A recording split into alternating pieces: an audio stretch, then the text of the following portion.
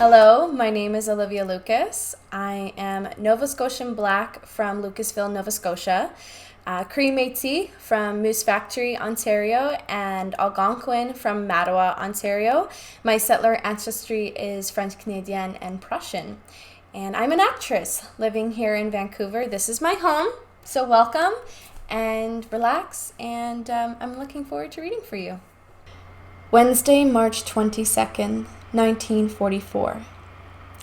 Dearest Kitty, I received this letter last night from Margot. Dear Anne, after your letter of yesterday, I have the unpleasant feeling that your conscience bothers you whenever you go to Peter's to work or talk. There's really no reason for that. In my heart, I know there's someone who deserves my trust, as I do his, and I wouldn't be able to tolerate Peter in his place. However, as you wrote, I do think of Peter as kind of a brother, a younger brother. We've been sending out feelers, and a brotherly and sisterly affection may or may not develop at some later date, but it's certainly not reached that stage yet, so there's no need for you to feel sorry for me. Now that you've found companionship, enjoy it as much as you can. End of letter. In the meantime, things are getting more and more wonderful here.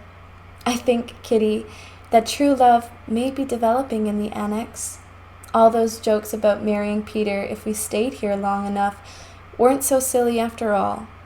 Not that I'm thinking of marrying him, mind you. I don't even know what he'll be like when he grows up, or if we'll even love each other enough to get married. I'm sure now that Peter loves me too.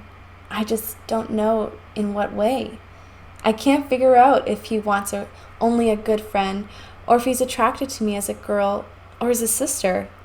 When he said I always helped him when his parents were arguing, I was tremendously happy.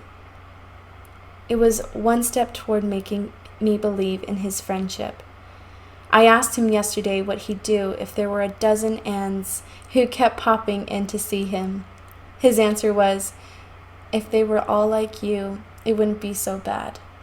He's extremely hospitable, and I think he really likes to see me. Meanwhile, he's been working hard at learning French, even studying in bed until 10:15. Oh, when I think back to Saturday night, to our words, our voices, I feel satisfied with myself for the very first time. What I mean is, I'd still say the same and wouldn't want to change a thing, the way I usually do. He's so handsome, whether he's something or just sitting still. He's so sweet and good and beautiful. I think what surprised him most about me was when he discovered that I'm not at all that superficial. Worldly I appear to be, but a dreamer like he is, with just as many troubles. Last night, after the dinner dishes, I waited for him to ask me to stay upstairs, but nothing happened. I went away. He came downstairs to tell Dussel it was time to listen to the radio, and hung around the bathroom for a while. But when Dussel took too long, he went back upstairs. He paced up and down his room and went to bed early. The entire evening I was so restless. I kept going to the bathroom to splash water on my face. I read a bit, daydreamed some more, looked at the clock, and waited, all the while listening to his footsteps. I went to bed early, exhausted. Tonight I have to take a bath, and tomorrow's so far away. Yours, Anne M. Frank. My answer, dearest Margot, I think the best thing is simply to wait and see what happens.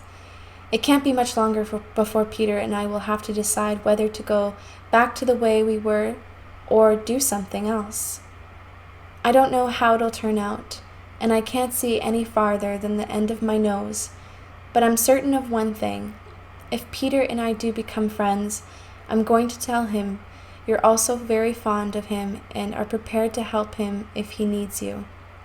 You wouldn't want me to, I'm sure, but I don't care.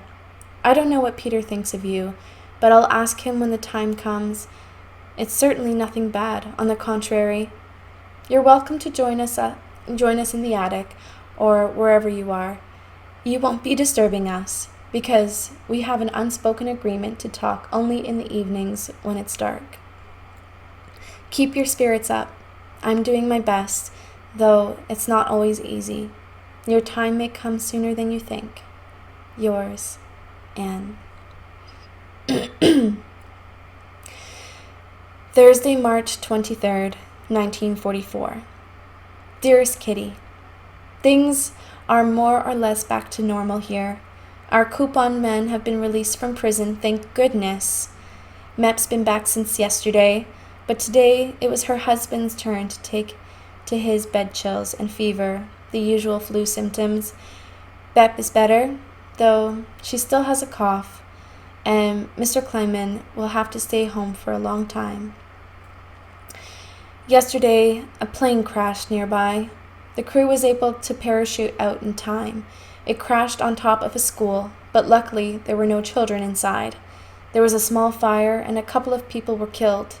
As the airmen made their descent, the Germans sprayed them with bullets. The Amsterdammers, who saw it, seethed with rage at such a dastardly deed. We, by which I mean the ladies, were all so scared out of our wits. Bah! I hate the sound of gunfire. Now about myself. I was with Peter yesterday, and somehow, I honestly don't know how, we wound up talking about sex. I made up my mind a long time ago to ask him a few things. He knows everything. When I said that Margot and I weren't really very well informed, he was amazed. I told him a lot about Margot and me and Mother and Father, and said that lately I didn't dare ask them anything. He offered to enlighten me, and I gratefully accepted. He described how contraceptives work, and I asked him very boldly how boys could tell that they were grown up. He had to think about that one. He said he'd tell me tonight. I told him what happened to Jacques and said the girls are defenseless against strong boys. Well, you don't have to be afraid of me, he said. When I came back that evening, he told me how it was with boys. Slightly embarrassing, but still awfully nice to be able to discuss it with him. Neither he nor I had ever imagined we'd be able to talk so openly to a girl or a boy, respectively, about such intimate matters. I think I know everything now. He told me a lot about what he called prophylactics in German. That night in the bathroom, Margot and I were talking about Bram and trees, two friends of hers. This morning, I was in for a very nasty surprise. After breakfast, Peter beckoned me upstairs. That was a dirty trick you played on me, he said. I heard what you and Margot were saying in the bathroom last night. You think you just wanted to find out how Peter knew and then have a good laugh. I was stunned. I did everything I could to talk him out of that outrageous idea. I could understand how he must have felt, but it just wasn't true. Oh no, Peter, I said. I'd never be so mean. I told you I wouldn't pass on anything you said to me, and I won't. To put on an act like that, and then deliberately be so mean. No, Peter, that's not my idea of a joke. It wouldn't be fair. I didn't say anything. Honest. Won't you believe me? He assured me he did, but I think we'll have to talk about it again sometime. I've done nothing all day but worry about it. Thank goodness he came right out and said what was on his mind. Imagine if he'd gone around thinking I could be that mean. He's so sweet. Now I'll have to tell him everything. Yours, Anne.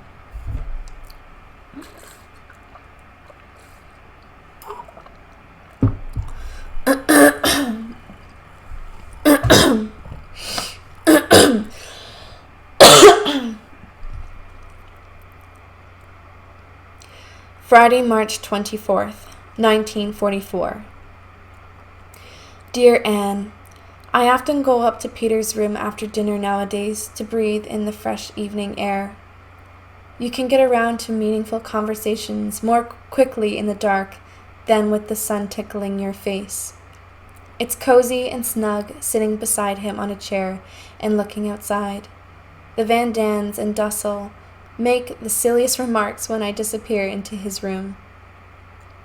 Anne's second home, they say, or is it proper for a gentleman to receive young girls in his room at night with the lights out? Peter has amazing presence of mind in the face of these so-called witticisms. My mother, incidentally, is also bursting with curiosity and simply dying to ask what we talk about. Only she's secretly afraid I'd refuse to answer. Peter says the grown-ups aren't just jealous because we're young and that we shouldn't take their obnoxious comments to heart. Sometimes he comes downstairs to get me, but that's awkward too.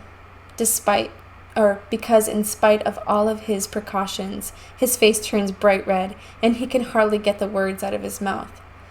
I'm glad I don't blush. It must be extremely unpleasant. Besides, it bothers me that Margot has to sit downstairs all by herself, while I'm upstairs enjoying Peter's company. But what can I do about it? I wouldn't mind if she came, but she'd be the odd one out, sitting there like a lump on a log.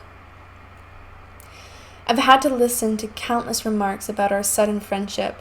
I can't tell you how often the conversations at meals has been about an annex wedding.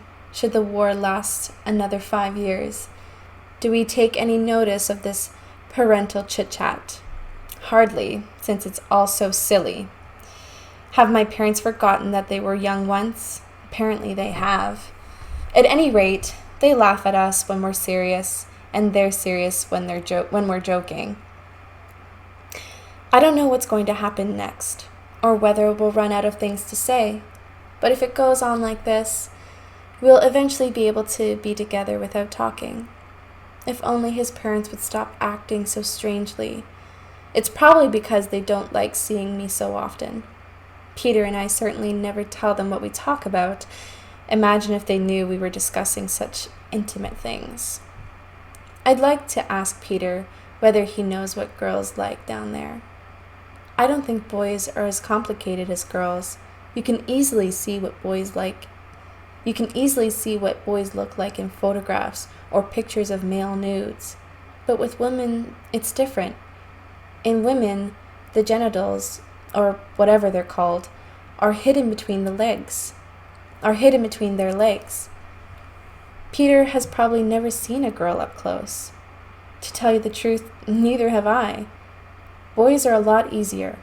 How on earth would I go about describing a girl's parts? I can tell from what he said that he doesn't know exactly how it all fits together. He was talking about the cervix, but that's on the inside, where you can't see it.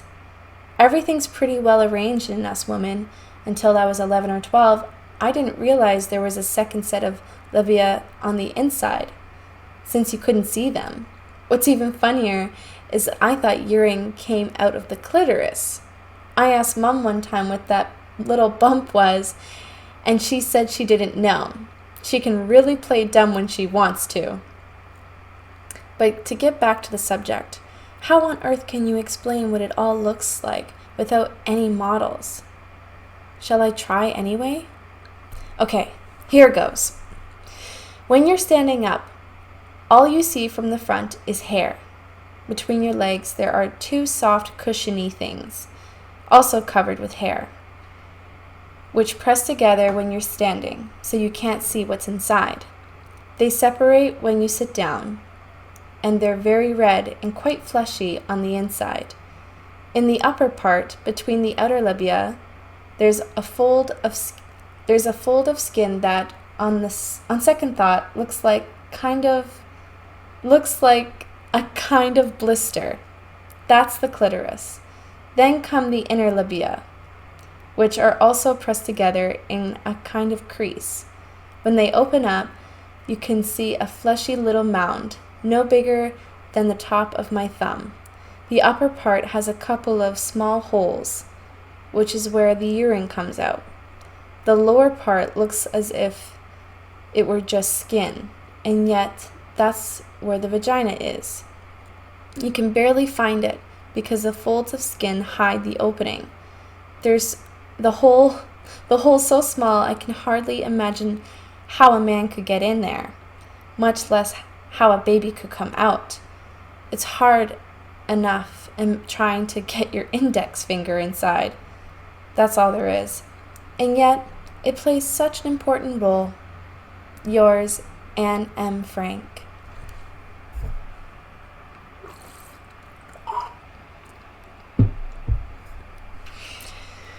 Saturday, March 25th, 1944. Dearest Kitty, you never realize how much you've changed until after it's happened. I've changed quite drastically. Everything about me is different.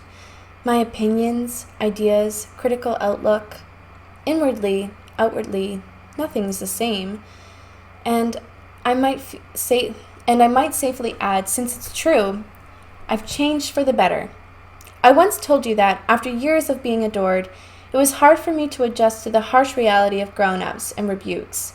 But father and mother are largely to blame for my having to put up with so much. At home, they wanted me to enjoy life, which was fine. But here they shouldn't have encouraged me to agree with them and only show me their side of all the quarrels and gossip. It was a long time before I discovered the score was 50-50. I now know that many blunders have been committed here, by young and old alike. Father and mother's biggest mistake in dealing with the Van Dans is that they're never candid and friendly. Admittedly, the friendliness might have been feigned. Above all, I want to keep the peace, and to neither quarrel nor gossip. With my father and Margot, that's not difficult, but it is with mother, which is why I'm glad she gives me an occasional rap on the knuckles. You can win Mr. Van Daan to your side by agreeing with him, listening quietly, not saying as much and most of all, responding to his teasing and his corny jokes with a joke of your own. Miss Van Daan can be won over by talking openly to her and admittedly when you're wrong. She also frankly admits her faults, of which she has many. I know all too well that she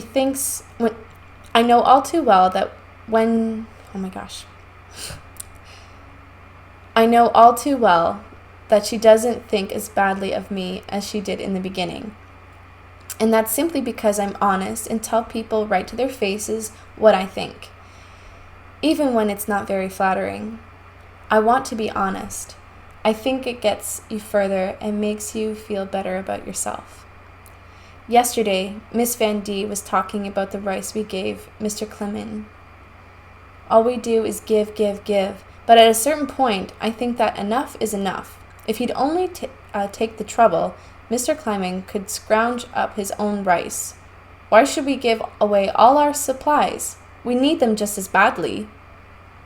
No, Miss Van Daan, I replied. I don't agree with you. Mr. Clement may very well be able to get a hold of a little rice, but he doesn't like having to worry about it. It's not our place to criticize the people who are helping us. We should give them whatever they need if we can possibly spare it. One less plate of rice a week won't make that much of a difference. We can always eat beans. Miss Van Daan didn't see it my way, but she added that, even though she disagreed, she was willing to back down, and that was an entirely different matter. Well, I've said enough. Sometimes I know what my place is, and sometimes I have my doubts. But I'll eventually get where I want to be. I know I will. Especially now that I have help, since Peter helps me through many a rough patch and rainy day. I honestly don't know how much he loves me, and whether we'll ever get as far as a kiss. In any case, I don't want to force the issue. I told Father I often go see Peter, and he asked if he approved, and of course he did. It was much easier now to tell Peter things I normally keep to myself. For example, I told him I want to write later on, and if I can't be a writer, to write in addition to my work. I don't have much in the way of money or worldly possessions. I'm not beautiful, intelligent, or clever, but I'm happy, and I intend to stay that way. I was born happy, I love people, I have a trusting nature, and I'd like everyone else to be happy too. Your devoted friend, Anne M. Frank. An empty day, though clear and bright, is just as dark as night. I wrote this a few weeks ago, and it no longer holds true, but I included it because my poems are so few and far between.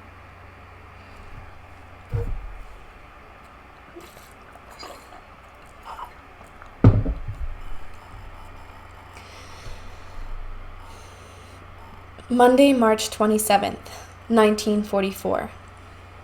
Dearest Kitty, at least one long chapter on our life in hiding should be about politics, but I've been avoiding the subject since it interests me so little. Today, however, I'll devote an entire letter to politics. Of course, there are many different opinions on this topic, and it's surprising to hear it frequently discussed in times of war. But arguing so much about politics is just plain stupid. Let them laugh, swear, make bets, grumble, and do whatever they want as long as they stew in their own juice. Don't let them argue, since that only makes things worse. The people who come from outside bring us a lot of news that later proves to be untrue.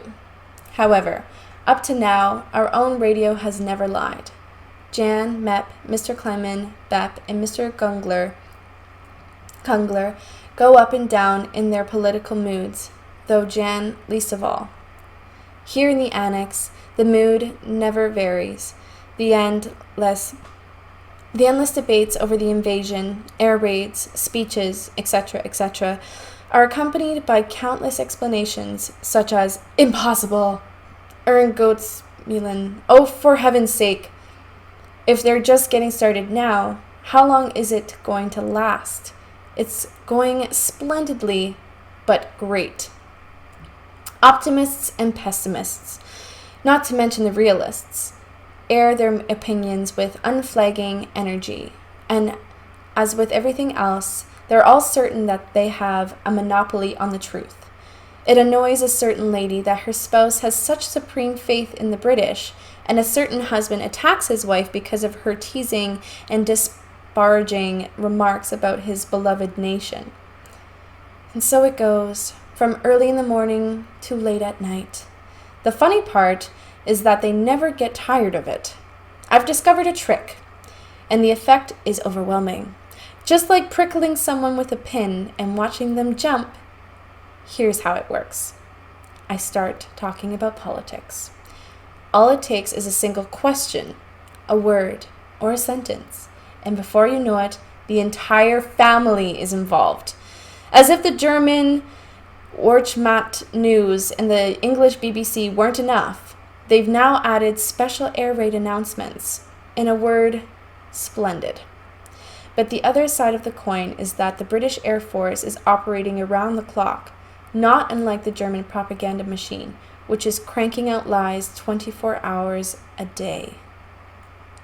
So the radio is switched on every morning at 8, if not earlier, and is listened to every hour until 9, 10, or even 11 at night. This is the best evidence yet that the adults have infinite patience, but also that their brains have turned to mush. Some of them, since I wouldn't want to insult anyone. One broadcast, two at the most, should be enough to last the entire day. But no, those old nincompoops. Never mind, I've already said it all.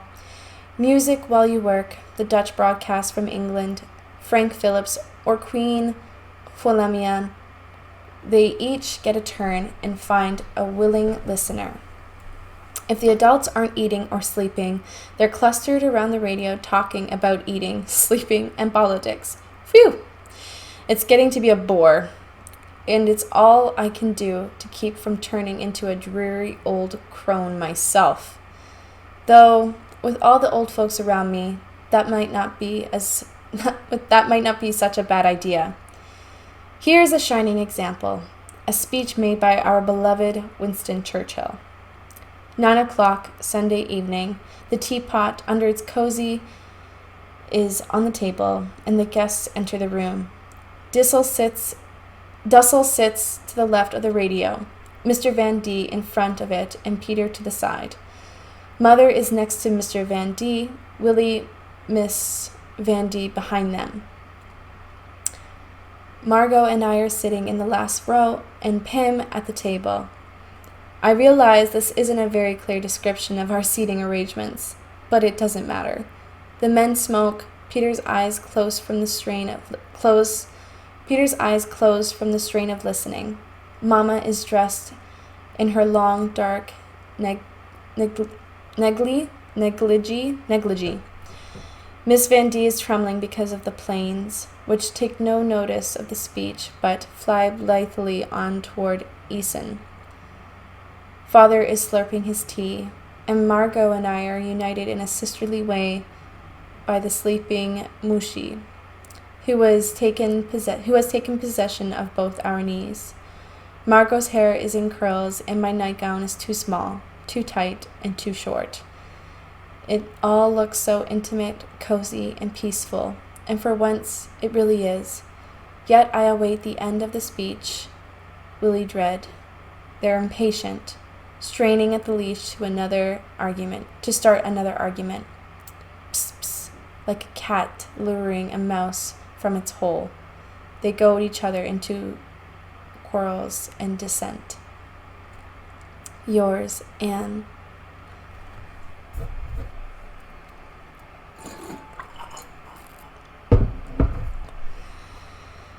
Tuesday, March 28th, 1944. My dearest Kitty, as much as I'd like to write more on politics, I have lots of other news to report today. First, Mother has virtually forbidden me to go up to Peter's since, according to her, Miss Van Dan is jealous. Second, Peter's invited Margot to join us upstairs. Whether he really means it or is just saying it out of politeness, I don't know. Third, I asked Father if he thought I should take any notice of Miss Van Dan's jealousy, and he said I didn't have to. What should I do now? Mother's anger doesn't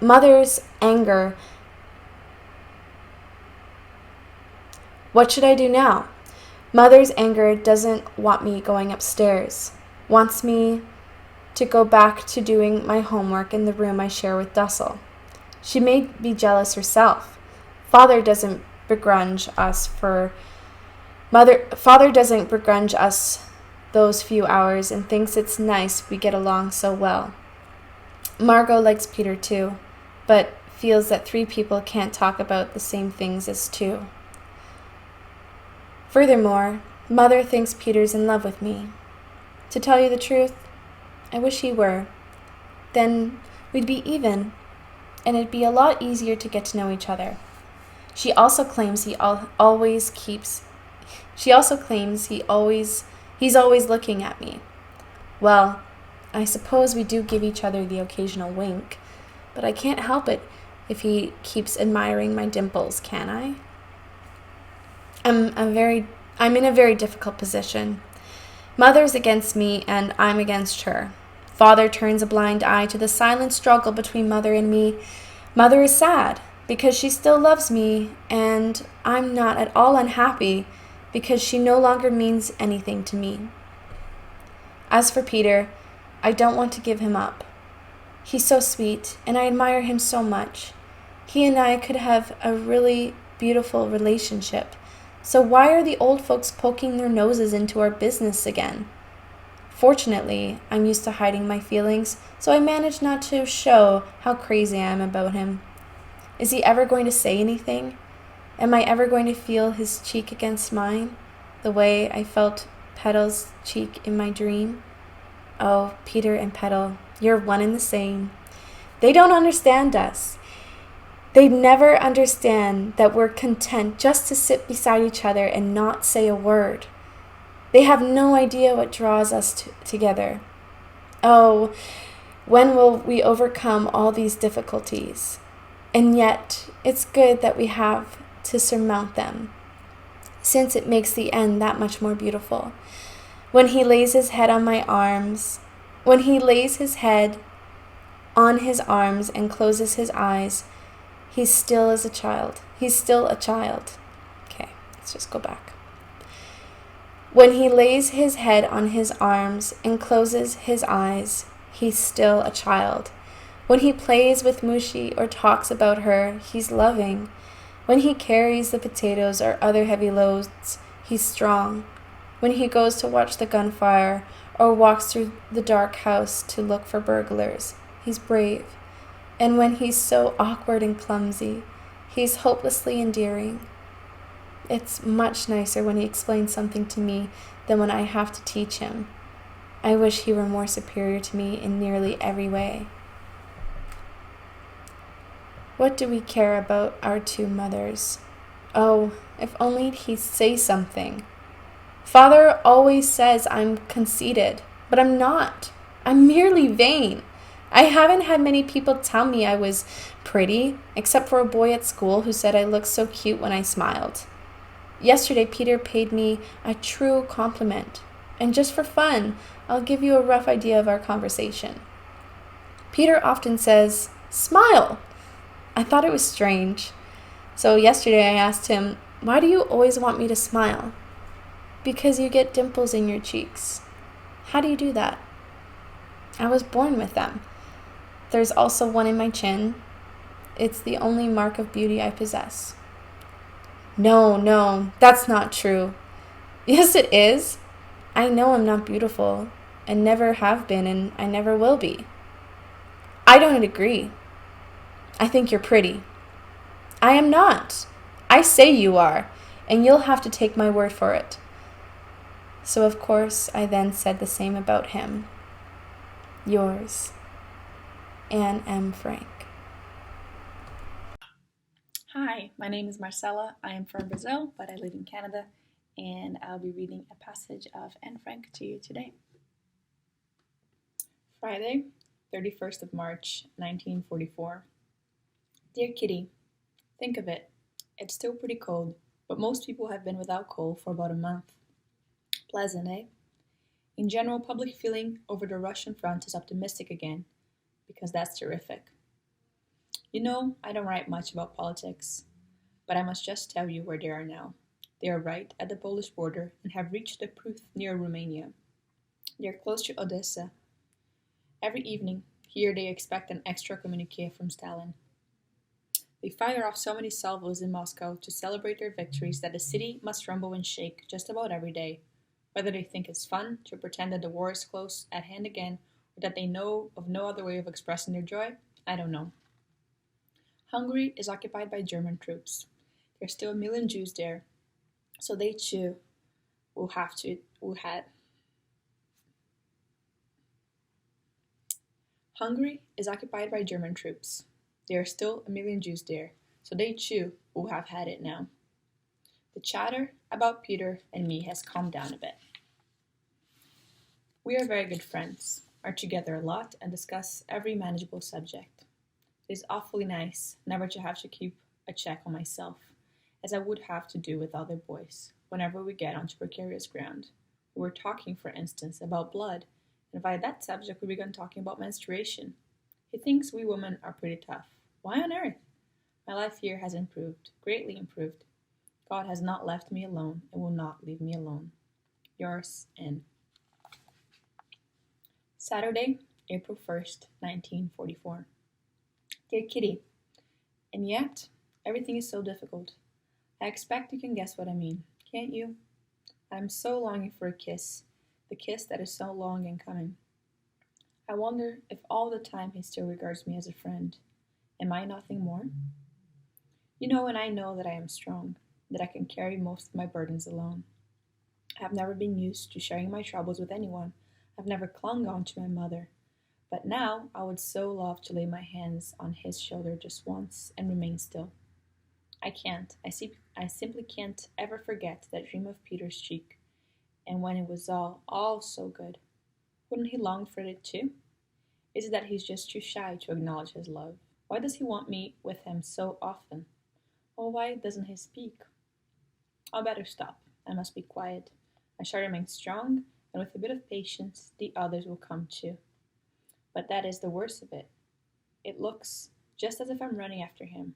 I am always the one who goes upstairs. He doesn't come to me. But that is just because of the rooms, and he's sure to understand the difficulty. Oh, yes, and there's more he will understand. Yours on Monday, April 3rd, 1944. Dear Kitty, contrary to my usual custom, I will for once write more fully about food because it has become very difficult and important matter, not only here in the secret annex, but in the whole of Holland, all Europe, and even beyond. And the 21 months that we've spent here has been through many good food cycles. You'll understand what that means in a minute. When I talk of food cycles, I mean periods in which one has nothing else to eat but one particular kind of dish or kind of vegetables.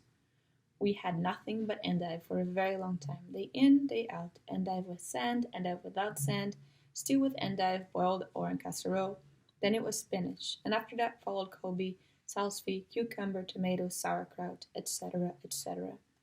For instance, it's really disagreeable to eat a lot of sauerkraut for lunch and supper every day, but if you do it, but you do it. For instance, it's really disagreeable to eat a lot of sauerkraut for lunch and supper every day, but you do it if you're hungry. However, we have the most delightful period of it all now, because we don't get any fresh vegetables at all. Our weekly menu of supper consists of kidney beans, pea soup, potatoes with dumplings, potato shallot, and by the grace of God, occasionally turnip tops or rotten carrots, and then kidney beans once again. We eat potatoes at every meal, beginning with breakfast, because of the bread shortage. We make our soup from kidney or haricot beans, potatoes, julienne soup in packets, French beans in packets, kidney beans in packets. Everything contains beans, not to mention the bread. In the evenings, we always have potatoes with gravy substitute, and thank goodness we still have it, beetroot salad. I must still tell you about the dumplings, which we make out of government flour, water, and yeast. They're so sticky and tough, they lie like stones in one's stomach. Oh well. The great attraction each week is a slice of livered sausage and jam on dry bread, but we're still alive, and quite often we even enjoy our poor meals. Yours, N. Tuesday, April 4th, 1944. Dear Kitty, for a long time I haven't had any idea of what I was working for anymore. The end of the war is so terribly far away, so unreal, like a fairy tale. If the war wasn't over by September, I shouldn't go to school anymore, because I don't want to be 2 years behind. Peter filled my days, nothing but Peter, dreams and thoughts, until Saturday, when I felt so utterly miserable. Oh, it was terrible. I was holding back my tears all the while I was with Peter, then laughed with Van Dan over a lemon punch. I was cheerful and excited, but the moment I was alone, I knew that I would have to cry my heart out.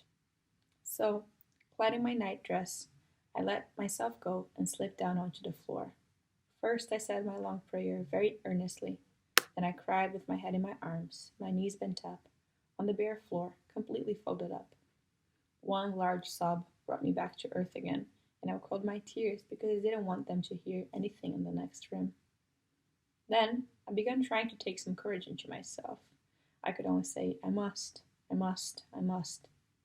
Completely stiff from the unnatural position, I fell against the side of the bed and fought on, until I climbed onto the bed again, just before 10:30.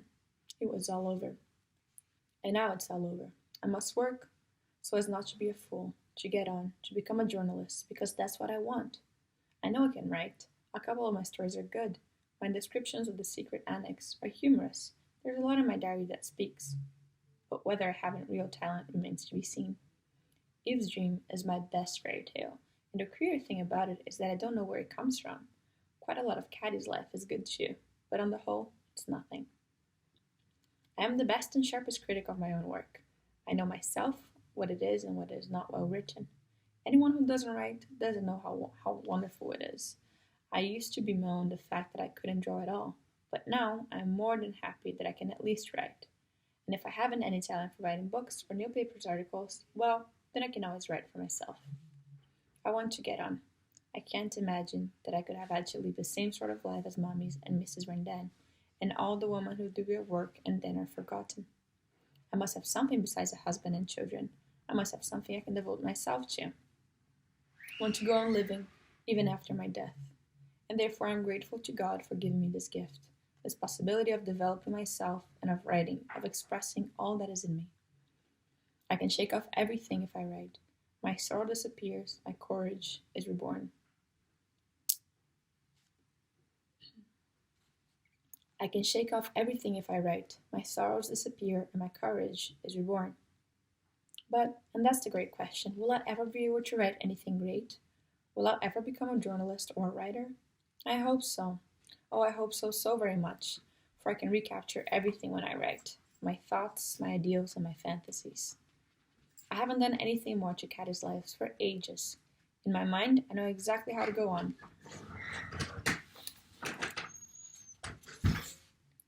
But somehow, it doesn't flow from my pen. Perhaps I will never shall finish it.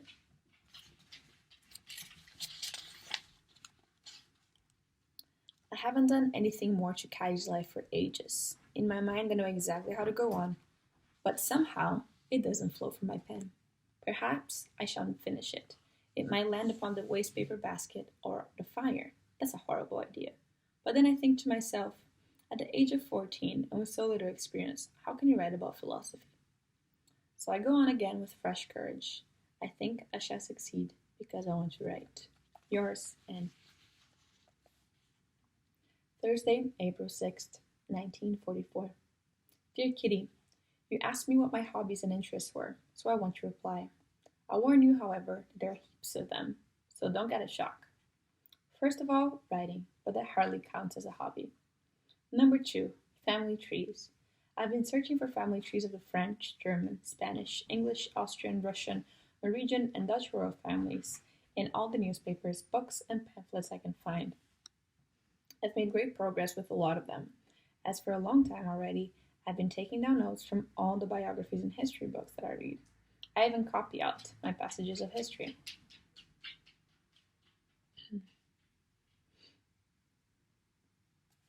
Number 2, family trees. I've been searching for family trees of the French, German, Spanish, English, Austrian, Russian, Norwegian, and Dutch royal families in all the newspapers, books, and pamphlets that I can find. I've made great progress with lots of them, as, for a long time already, I've been taking down notes from all the biographies and history books that I read.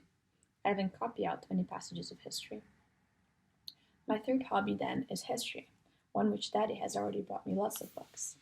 I can hardly wait for the day that I shall be able to comb through the books in a public library. Number 4 is Greek and Roman mythology. I have various books about this too. Other hobbies are film stars and family photos. Mad on books and readings. I have a great liking for history of art, poets, and painters. I may go in for music later on. I have a great loathing for algebra, geometry, and figures. I enjoy all the other school subjects, but history above all. Yours, Anne. Hi, my name is Laura Vandenberg. I am 16 years old. I am a Dutch settler living on Vancouver Island. I love volleyball, swimming, and reading on rainy days. I'm excited for this opportunity to read from Anne Frank's diary. Tuesday, April 11th, 1944. My dearest Kitty, my head's in a whirl. I really don't know where to begin. Thursday, the last time I wrote you, everything was as usual. Friday afternoon, Good Friday, we played Monopoly. Saturday afternoon, too. The days passed very quickly. Around 2 o'clock on Saturday, heavy firing began. Machine guns, according to the men. For the rest, everything was quiet. Sunday afternoon, Peter came to see me at 4:30 at my invitation. At 5:15, we went to the front attic where we stayed until 6. There was a beautiful Mozart concert on the radio from 6 to 7:15. I especially enjoyed the kleine Nachtmusik. I can hardly bear to listen in the kitchen, since beautiful music stirs me to the very depths of my soul. Sunday evening, Peter couldn't take his bath, because the washtub was down in the office kitchen, filled with laundry. The two of us went to the front attic together, and in order to be able to sit comfortably, I took along the only cushion I could find in my room.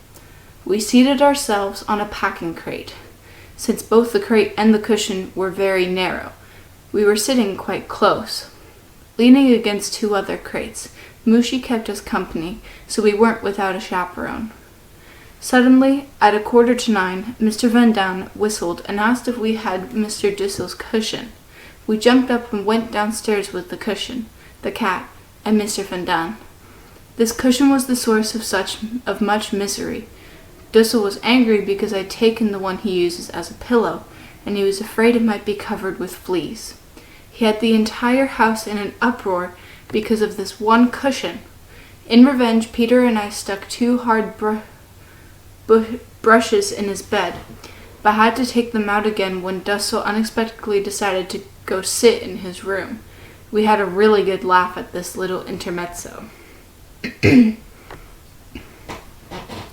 But our fun was short-lived.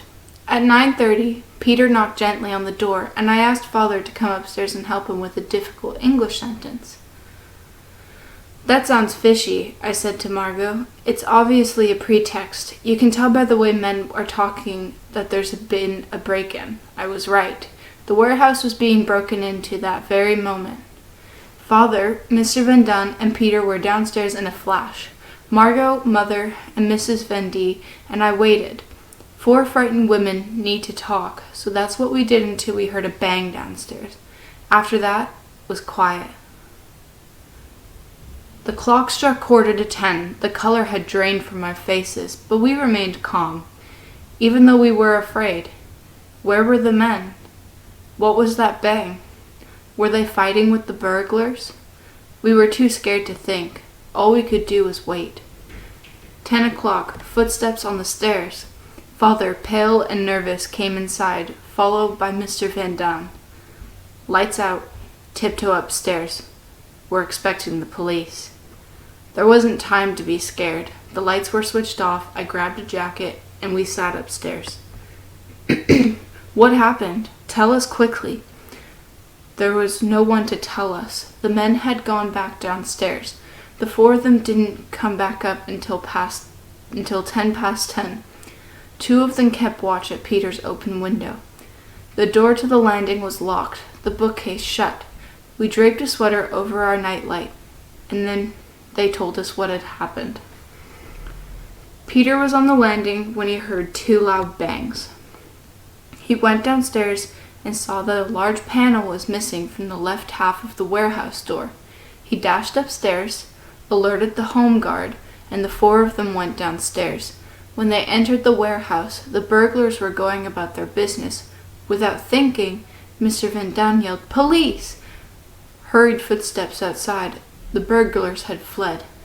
The board was put back on the door so the police wouldn't notice the gap, but then a swift kick from outside sent it flying to the door. The men were amazed by the burglars' audacity.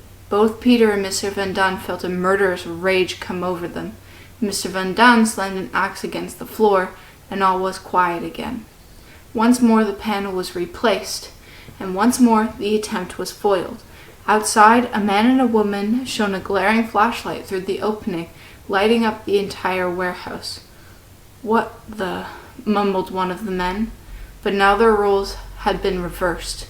Instead of policemen, they were now the burglars. All 4 of them raced upstairs. Dussel and Mr. Van Daan snatched up Dussel's books, and Peter opened the doors and windows in the kitchen and private office, hurled the phone to the ground, and all 4 of them finally ended up behind the bookcase. End of part 1. In all probability, the man and woman with the flashlight had alerted the police. It was Sunday night, Easter Sunday. The next day, Easter Monday, the office was going to be closed. which meant we wouldn't be able to move around until Tuesday morning. Think of it, having to sit in such terror for a day and 2 nights. We thought of nothing, but simply sat there in pitch darkness. In her fear, Mrs. Van D had switched off the lamp. We whispered, and every time we heard a creak, someone said, "Shh, shh." It was 10:30, then 11. Not a sound. Father and Mr. Van Daan took turns coming upstairs to us. Then at 11:15, a noise below. Up above, you could hear the whole family breathing. For the rest, no one moved a muscle. Footsteps in the house, the private office, the kitchen, then on the staircase. All sounds of breathing stopped. 8 heartbeats pounded. Footsteps on the stairs. Then a rattling at the bookcase. The moment is undescribable. "Now we're done for," I said, and I had visions of all 15 of us being dragged away by the Gestapo that very night. More rattling at the bookcase. Twice. Then we heard a can fall, and the footsteps receded. We were out of danger, so far. A shiver went down through everyone's body. I heard several sets of teeth chattering. No one said a word. We stayed like this until 11:30. There were no more sounds in the house, but a light was shining on our landing, right in front of the bookcase. Was that because the police thought it looked so suspicious, or because they simply forgot? Was anyone going to come back and turn it off? We found our tongues again. There were no longer any people inside the building, but perhaps someone was standing guard outside. We then did 3 things. Tried to guess what was going on, trembled with fear, and went to the bathroom. Since the buckets in the attic we had all had was Peter's special wastepaper basket, Mr. Van Daan went first, then Father, but Mother was too embarrassed. Father brought the wastebasket to the next room, where Margot, Mrs. Van Daan, and I gratefully made use of it. Mother finally gave in. There was a great demand for paper, and luckily I had some in my pocket.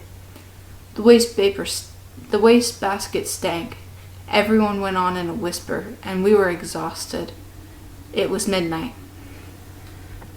"Lie down on the floor and go to sleep." Margot and I were each given a pillow and a blanket. Margot lay down near the food cupboard, and I made my bed between the table legs.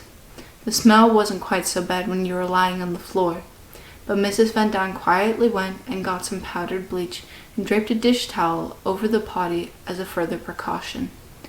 Talk, whispers, fear, stench, farting, and people continually going to the bathroom. Try sleeping through that. By 2:30, however, I was so tired I dozed off and didn't hear a thing until 3:30. I woke up when Mrs. Van D lay her head on my feet. "For heaven's sake, give me something to put on," I said. I was handed some clothes, but don't ask why. A pair of wool slacks over my pajamas, a red sweater, and a black shirt, white understockings, and tattered knee socks. Mrs. Van D sat back down on the chair. Mr. Van D lay down with his head on my feet. From 3:30 onward, I was engrossed in thought and still shivering, so much that Mr. Van Daan couldn't sleep. I was preparing myself for the return of the police. We'd tell them we were in hiding. If we were good people, we'd be safe. And if they were Nazi sympathizers, we could try to bribe them. "We should hide the radio," moaned Mrs. D. "Sure, in the stove," answered Mr. Van D. "And if they find us, they might as well find the radio." "Then they'll also find Anne's diary," added Father. "So burn it," suggested the most terrified of the group. This and the police rattling on the bookcase were the moments I was most afraid. Oh, not my diary. If my diary goes, I go too. Thank goodness Father didn't say anything more. There was no point in recounting all the conversations. So much was said. I comforted Mrs. Van Daan, who was very frightened. We talked about escaping, being interrogated by the Gestapo, phoning Mr. Kleinman and being courageous. We must behave like soldiers, Mrs. Van Daan. If our time has come, well then, it'll be for our queen, it'll be for queen and country, for freedom, truth and justice, as they're always telling us on the radio. The only bad thing is we'll drag the others down with us. After an hour, Mr. Van Daan switched places with his wife again, and Father came and sat beside me. The men smoked one cigarette after another. An occasional sigh was heard. Somebody made another trip to the potty, and then everything began all over again. 4 o'clock, 5, 5:30. I went and sat with Peter by his window and listened, so close we could feel each other's bodies trembling. We spoke a word or two from time to time and listened intently. Next door, they took down the blackout screen. They made a list of everything they were planning to tell Mr. Kleinman over the phone, because they intended to call him at 7 and ask him to send someone over. They were taking a big chance, since the police guard at the door or in the warehouse might hear them calling, but there was an even greater risk that the police would return. I'm enclosing their list, but for the sake of clarity, I'll copy it here. Burglary. Police in building, up to bookcase, but no farther. Burglars apparently interrupted, forced warehouse door, fled through garden, main entrance bolted. Kirkler must have left through the second door. Typewriter and adding machine safe in black chest in private office. Meep's or Bep's laundry in wash tub in kitchen. Only Bep or Kirkler have key to second floor. Lock may be broken. Try to warn Jan and key. Look around office. Also feed cat. For the rest, everything went according to plan. Mr. Kleinman was phoned, and the poles were removed from the doors. The typewriter was put back in the chest. Then we all sat around the table again and waited for either Jan or the police. Peter had dropped off to sleep, and Mr. Dan and I were lying on the floor. Mr. Van Daan and I were lying on the floor when we heard loud footsteps below. I got up quickly. "It's Jan!" No, it's the police," they all said. There was a knocking at our bookcase. Meep whistled. This was too much for Mrs. Van Daan, who sank limply into her chair, white as a sheet. If the tension had lasted another minute, she would have fainted. Jan and Meep came in and were met with a delightful scene. The table alone would have been worth a photograph, a copy of Cinema and Theatre open to a page of dancing girls smeared with jam and pectin, which we'd been taking to combat the diarrhea, 2 jam jars, half a bread roll, a quarter of a bread roll, pectin, a mirror, a comb, matches, ashes, cigarettes, tobacco, an ashtray, books, a pair of underpants, a flashlight, Mrs. Van Daan's comb, toilet paper, etc. Jan and Meep were of course greeted with shouts and tears. Jan nailed a pine wood board over the gap in the door and went off again with Meep to inform the police of the break-in. Meep had also found a note under the warehouse door from Slaggers, the night watchman who had noticed the hole and alerted the police. Jan was also planning to see Slaggers. So we had half an hour in which to put the house and ourselves to rights. I've never seen such a transformation in those 30 minutes. Margot and I got the beds ready downstairs, went to the bathroom, brushed our teeth, washed our hands, and combed our hair. Then I straightened up the room a bit and we went back upstairs. The table had already been cleared, so we got some water, made coffee and tea, boiled the milk, and set the table. Father and Peter emptied an improvised potties and rinsed them with warm water and powdered bleach. The largest one was filled to the brim and was so heavy they had a hard time lifting it. To make things worse, it was leaking, so they had to put it in a bucket. At 11 o'clock, Jen was back and joined us at the table, and gradually everybody began to relax. Jen had the following story to tell. Mr. Slaggers was asleep, but his wife told Jen that her husband had discovered the hole in the door while making his rounds. He called in a policeman, and 2 of them searched the building. Mr. Slaggers, in his capacity as a night watchman, patrols the area every night on his bike, accompanied by his 2 dogs. His wife said he could come on Tuesday and tell Miss Kirkler the rest. No one at the police station seemed to know anything about the break-in, but they made a note of it to come first thing Tuesday morning to have a look. On the way back, Jen happened to run into Mr. Van Hoven, the man who supplies us with potatoes, and told him of the break-in. "I know," Mr. Hoven said, calmly replied. "Last night, when my wife and I were walking past your building, I saw a gap in the door. My wife wanted to walk on, but I peeked inside with a flashlight, and that's when the burglars must have run off. To be on the safe side, I didn't call the police. I thought it would be wise in your case. I don't know anything, but I have my suspicions." Jen thanked him and went on. "Mr. Van Hoven obviously suspects we're here, because he always delivers the potatoes at lunchtime. A decent man." It was 1 o'clock by the time Jan left, and we'd done the dishes. All 8 of us went to bed. I woke up at 2:45 and saw that Mr. Dussel was already up. My face rumpled with sleep. I happened to run into Peter in the bathroom, just after he'd come downstairs. We agreed to meet in the office. I freshened up a bit and went down. "After all this, you still dare go to the front attic?" he asked. I nodded, grabbed my pillow with a cloth wrapped around it, and we went up together. The weather was gorgeous, and even though the air raid sirens soon began to wail, we stayed where we were. Peter put his arm around my shoulder. I put mine around his, and we sat quietly like this until 4 o'clock, when Margot came to get us coffee. We ate our bread, drank our lemonade, and joked. We were finally able to again, and for the rest, everything was back to normal. That evening I thanked Peter because he'd been the bravest of us all. None of us have ever been in such danger as we were that night. God was truly watching over us. Just think, the police were right at the bookcase. The light was on, and still no one had discovered our hiding place. "Now we're done for," I'd whispered in that moment, but once again we were spared. When the invasion comes and the bombs start falling, it'll be every man for himself, but this time we feared for those good, innocent Christians who were helping us. We've been saved. Keep on saving us. That's all we can say.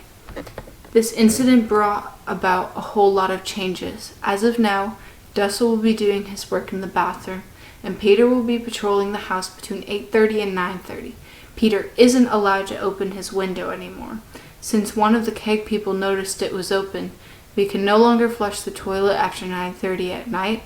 Mr. Schleger has been hired as a night watchman, and tonight a carpenter from the underground is coming to make a barricade out of white Frankfurt's bedsteads. Debates are going on left and right in the annex. Mr. Kirkler has reproached for our carelessness. Jan also said we should never go downstairs. What we have to do now is find out where Schlegers can be trusted, whether the dogs will bark if they hear someone behind the door, how to make the barricade, all sorts of things. We've been strongly recommended of the fact that we're Jews in chains, chained to one spot, without any rights, but with 1,000 obligations. We must put our feelings aside. We must be brave and strong, bear discomfort without complaint, do whatever it is in our power, and trust God. One day this terrible war will be over. The time will come when we'll be people again, and not just Jews.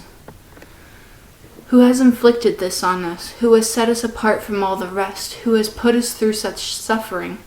It's God who has made us the way we are, but it's also God who will lift us up again. In the eyes of the world, we're doomed. But if all of this suffering, there are still Jews left, the Jewish people will be held up as an example. Who knows, maybe our religion will teach the world and all of the people in it about goodness. But that's the reason, the only reason we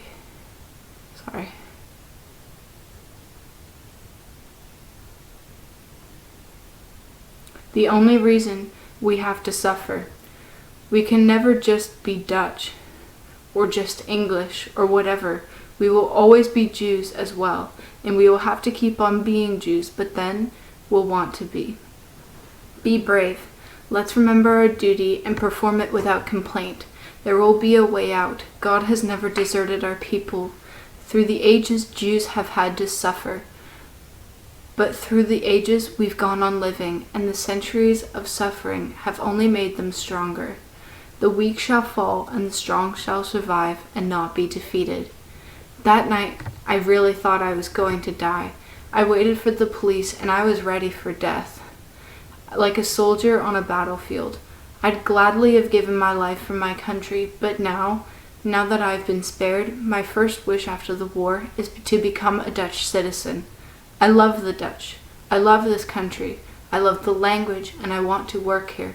And even if I have to write to the Queen herself, I won't give up until I've reached my goal.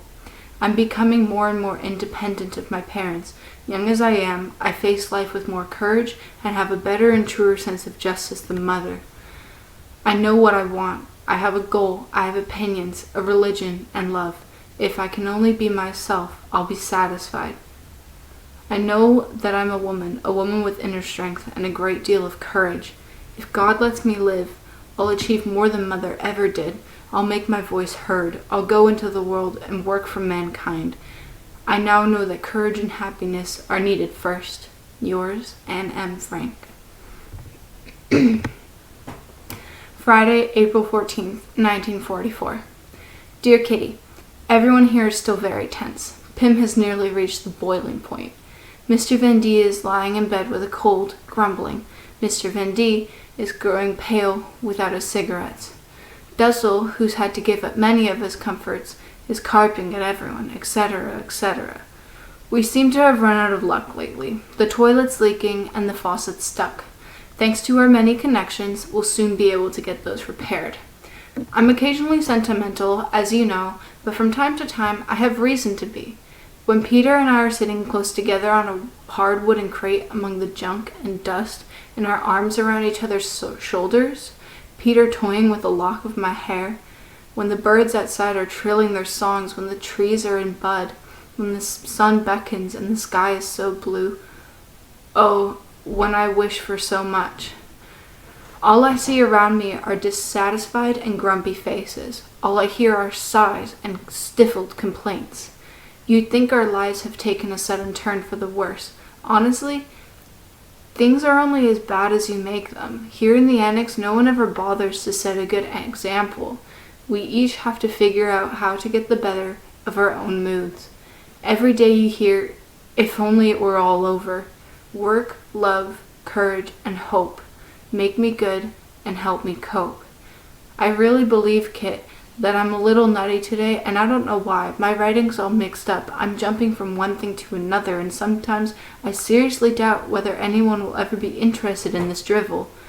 They'll probably call it the musings of an ugly duckling. My diary certainly won't be much use to Mr. Bolkenstein or Gerbrandy.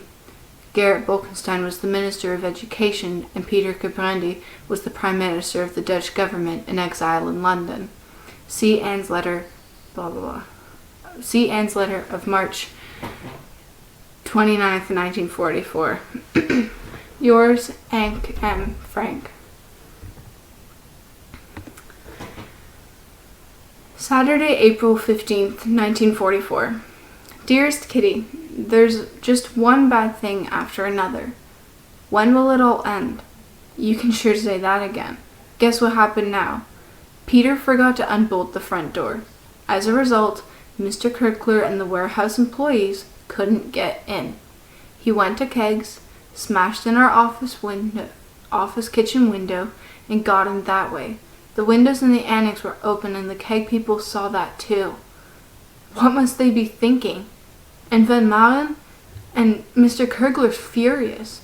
We accuse him of not doing anything to reinforce the doors, and then we do a stupid thing like this. Peter's extremely upset. At the table, Mother said she felt more sorry for Peter than for anyone else, and he nearly began to cry. We're equally to blame, since we usually ask him every day if he's unbolted the door, and so does Mr. Van Dam. Maybe I can go comfort him later on. I want to help him so much. Here are the latest news bulletins about life in the secret annex over the last few weeks. A week ago Saturday, Bosch suddenly got sick. He sat quite still and started drooling. Meep immediately picked him up, rolled him in a towel, tucked him in her shopping bag, and brought him to the dog and cat clinic. Bosch has some kind of intestinal problem, so the vet gave him medicine. Peter gave it to him a few times, but Bosch soon made himself scarce. I'll bet he was off courting his sweetheart, but now his nose is swollen and he meows whenever you pick him up. He was probably trying to steal food and somebody smacked him. Mushi lost her voice for a few days. When we decided she had to be taken to the vet too, she started getting better. We now leave the attic window open a crack every night. Peter and I often sit up there in the evening. Thanks to rubber cement and oil paint, our toilet could be quickly repaired. The broken faucet has been replaced. Luckily, Mr. Kleinman was feeling better. He's going to see a specialist soon. We can only hope he won't need operation. This month we received 8 books. Unfortunately, for the next 2 weeks, beans have been substituted for oatmeal or groats. Our latest delicacy is piccalilli. If you're out of luck, all you get is a jar full of cucumber and mustard sauce. Vegetables are hard to come by. There's only lettuce and more lettuce. Our meals consist entirely of potatoes and imitation gravy. The Russians are in possession of more than half the Crimea. The British aren't advancing beyond Casimo, and we'll have to count on the Western Wall. There have been a lot of unbelievably heavy air raids. The registry of births, deaths, and marriages in The Hague was bombed. All Dutch people will be issued new ration registration cards. Enough for today. Yours, Anne M. Frank. Sunday, April 16th, 1944. My dearest Kitty, remember yesterday's date, since it was a red letter day for me? Isn't it an important day for every girl when she gets her first kiss? Well, then, it's no less important to me. The time Bran kissed me on my right cheek, or Mr. Woodstra on my right hand, doesn't count. How did I suddenly come by this kiss? I'll tell you. Last night, at 8, I was sitting with Peter on his divan, and it wasn't long before he put an arm around me.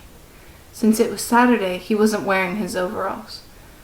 Why don't we move over a little, I said, so we won't keep bumping my head against the cupboard. He moved so far over, he was practically in the corner. I slipped my arm under his and across his back. He put his arm around my shoulder, so I was nearly engulfed by him. We've sat like this on other occasions, but never so closely as we were last night.